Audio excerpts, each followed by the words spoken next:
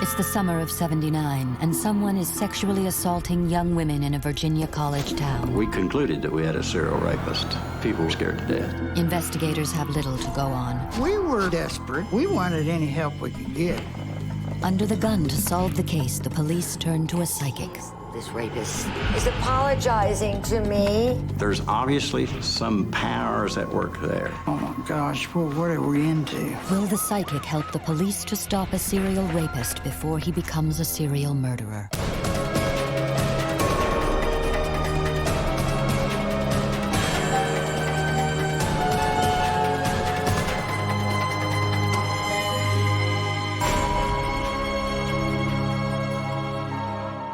Staunton, Virginia, a small, sleepy southern town nestled in the Shenandoah Valley, the birthplace of Woodrow Wilson, the 28th President of the United States. It was a city of 25,000, but it was sort of caught in time.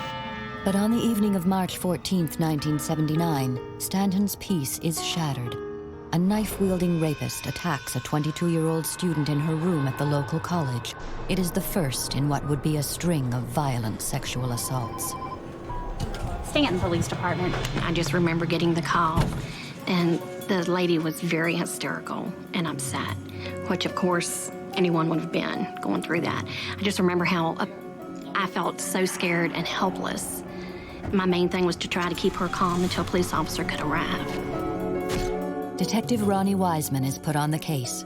Our first rape was very unusual because we had very few rapes at all. And this one seemed to be rape from a stranger. All police have to go on is a composite drawing of the assailant based on the victim's vague description. Then, 2.5 months later, a second rape, only blocks away from the college. Again, few clues for the police. A person came in a window on each one.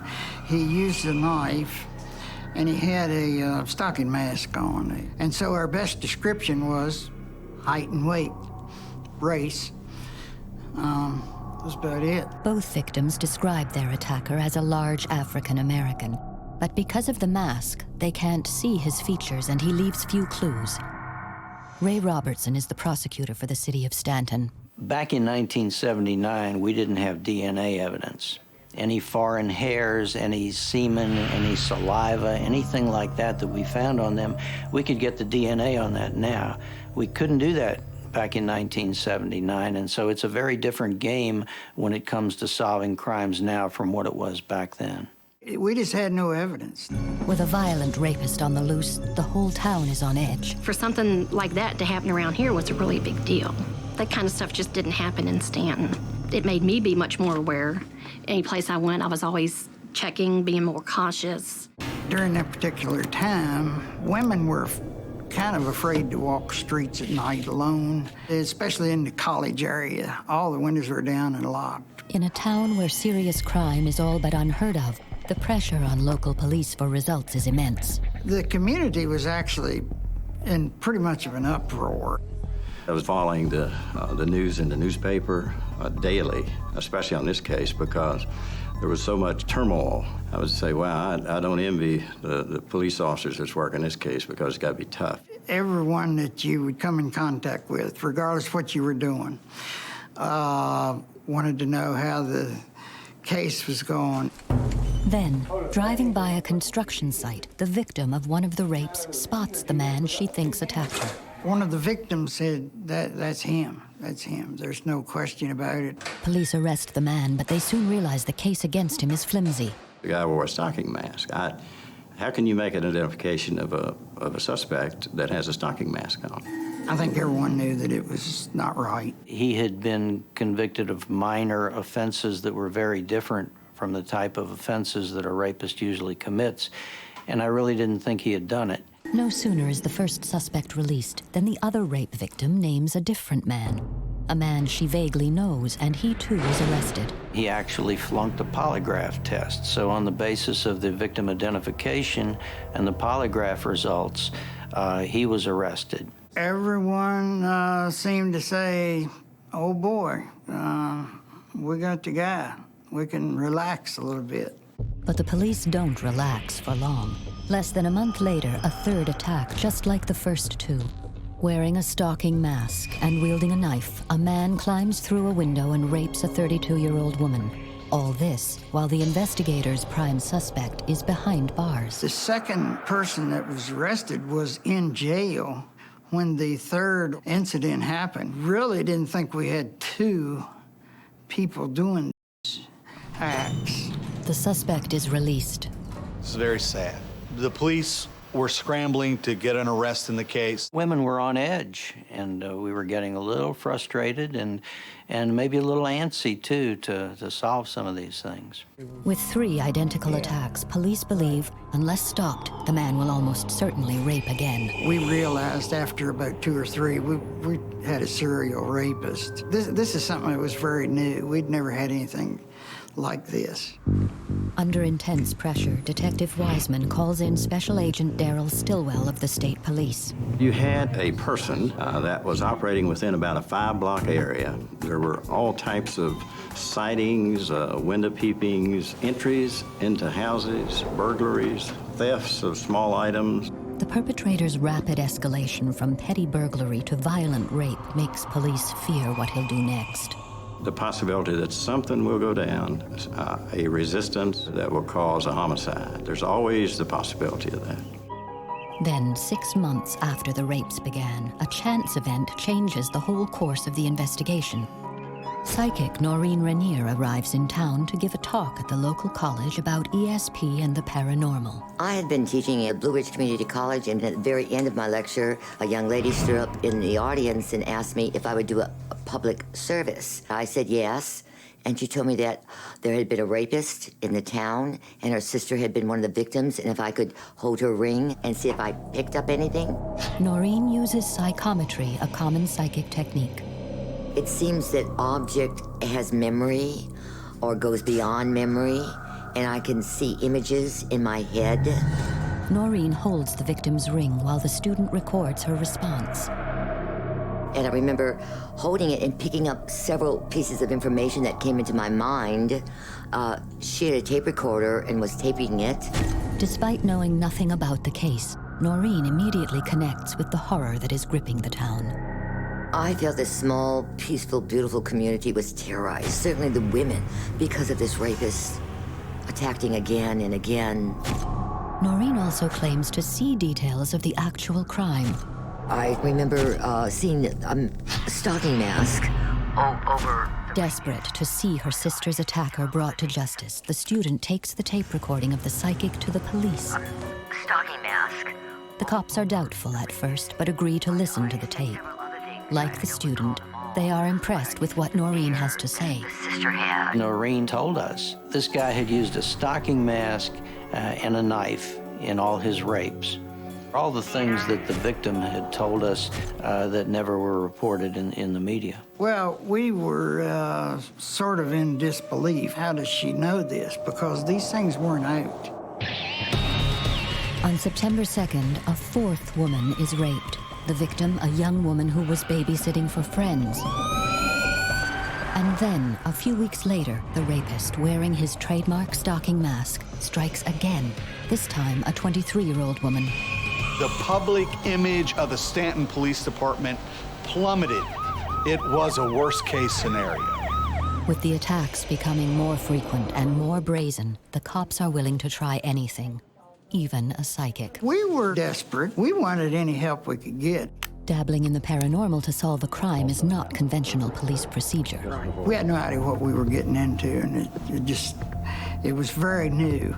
I think that when the police first agreed to work with me, they had no clues, and he kept raping, and they had no information, so they thought, what do we have to lose? Can a psychic working with detectives help to track down a sexual predator before serial rape turns to murder? And we looked at each other and thought, oh my gosh, well, what are we into? In the summer of 1979, a violent sexual predator is haunting Staunton, Virginia. We concluded that we had a serial rapist. 5 violent rapes have been committed by a mysterious masked man carrying a knife. With few leads, the police have all but hit a wall. The public image of the Staunton Police Department plummeted. It was a worst-case scenario. In desperation, the detectives turn to psychic Noreen Renier, who has offered to help. I was just nervous. I had never worked with the police before. Today, Noreen Renier is one of America's best-known psychics. But before Staunton, she had never worked with the police. So my own concern was, will my mind be able to do what they want? The first thing investigators do is take Noreen to the home of the third victim, the sister of the student Noreen had met. We just let her go, didn't say a word like, yeah, you're right, or no, you're wrong, or anything. We didn't chat, we just went, hello, hello, and I started working. We took Noreen to this house. About halfway up the steps, she said he came in that window right there. The rapist had climbed into the window and had touched the banister. Noreen's vision uncannily matches what the investigators already believe. We found a ladder laying in the yard, and we came to determine that the person went in a upstairs side window. These things had never gotten out. How could the psychic know something that hadn't been released to the public and the media? When he opened the window, in order to get in, he just had to sort of jump to the banister. That banister had given police the one hard piece of physical evidence they have. I'd gotten a real good palm print where he had to grab the banister. Walking through the home, Noreen's paranormal visions of the attack come thick and fast. He was already waiting for her when she got home. They said, show us. She pointed to a room and said he was waiting back in that room for the victim to come home. That was true also. Before she got to the bedroom, she said, there's some violent activity up here. They looked at each other, but they didn't say anything. And then we walked in. She walked in the bedroom and sat down on the bed, and she started talking as if she were the victim. Stutters. Noreen's description of the attack matches every detail of the victim's report. The rapist had come in the window. He had been hiding in wait. He had attacked her in her bedroom. Now, eerily, Noreen claims she has taken on the role of the victim and reveals something startling about the rapist. He's apologizing to me. And I was so shocked.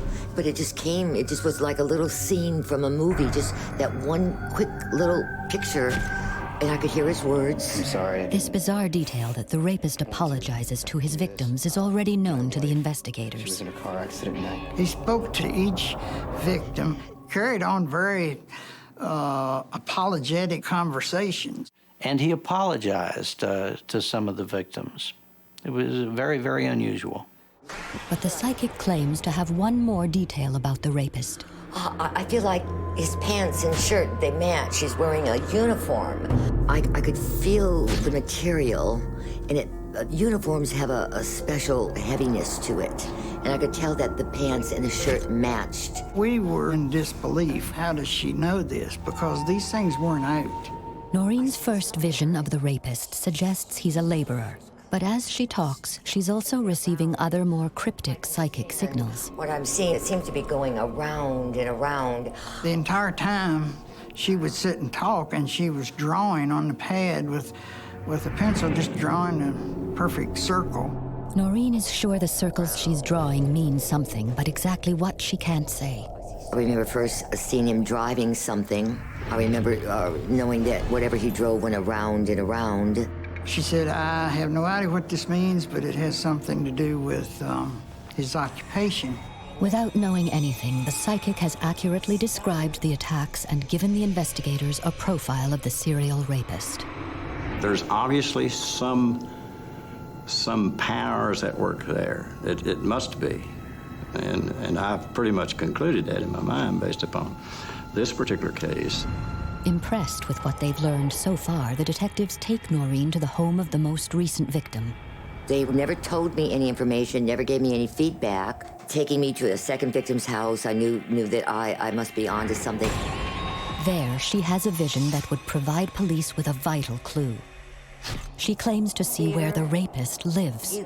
See this theater marquade, and I knew he lived real close. I remember feeling the brick. Which was very interesting because there was an old theater right in the vicinity where all this was occurring.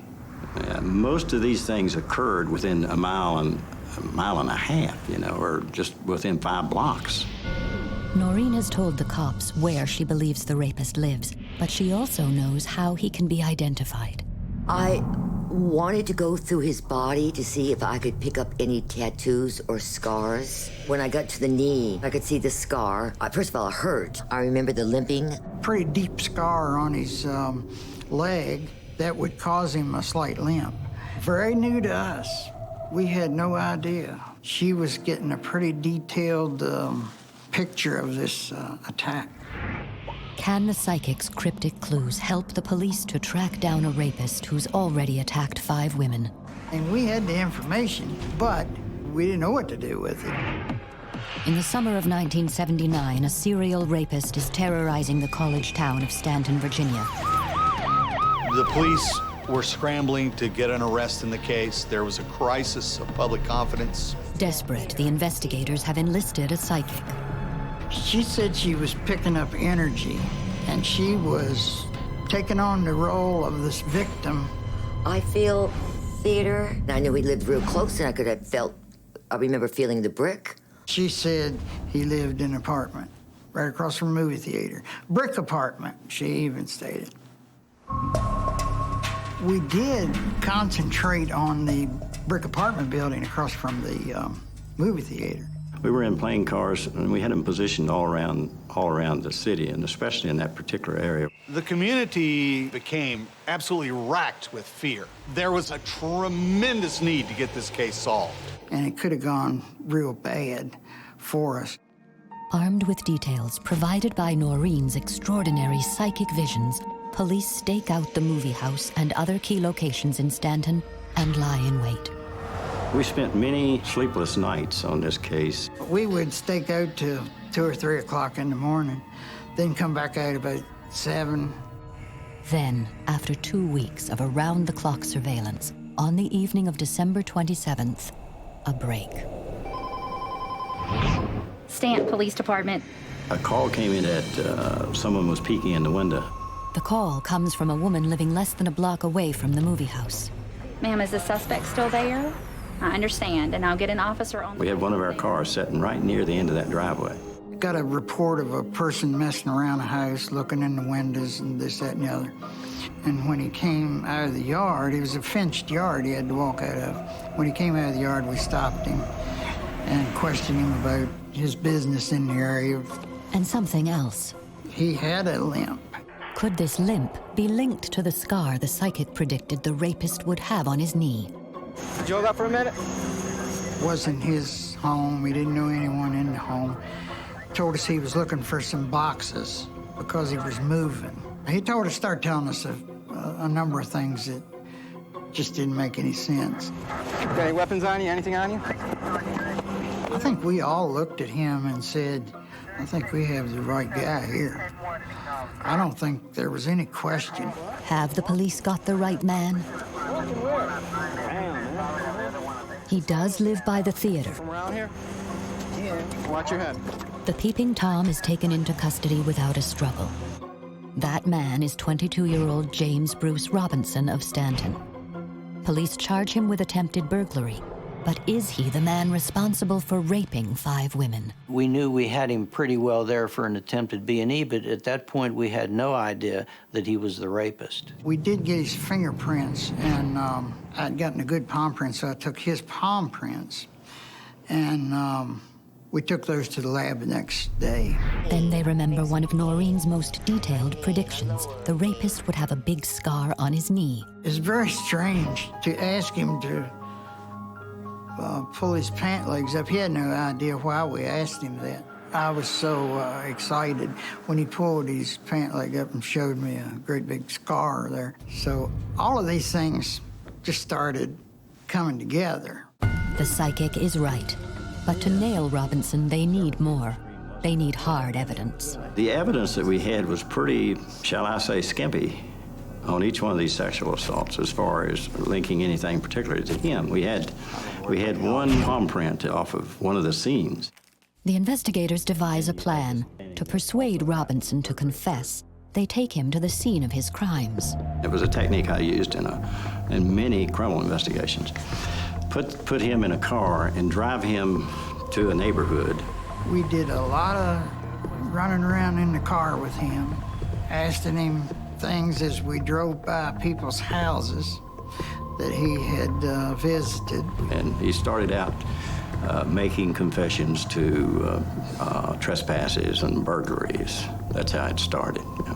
Despite admitting to a string of burglaries, Robinson denies rape. But then, suddenly... Sir, the lab just called back. Your palm print matches your suspect. We got a call over the radio that the lab had called and matched that palm print. He knew exactly now that he's had it. Confronted with the evidence, James Robinson breaks down and confesses to the rapes. He gave the police details that only the true rapist could have known. There's little doubt that Noreen helped police put the serial rapist behind bars. Her remarkable insights were right on almost every count. She described how the perpetrator had entered the homes, how he had apologized to his victims. She told police the suspect lived close to a theater, that he limped, and he had a scar on his knee. This is Dixie Movie Theater. It's been here for years. And coincidentally, right across the street are the Woodward Apartments, and where the suspect was found to live.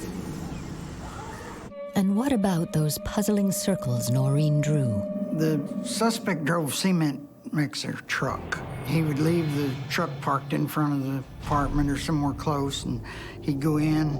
I must admit I was very impressed by he drives something that goes round and round, and it turned out to be a cement mixer truck. That was pretty cool.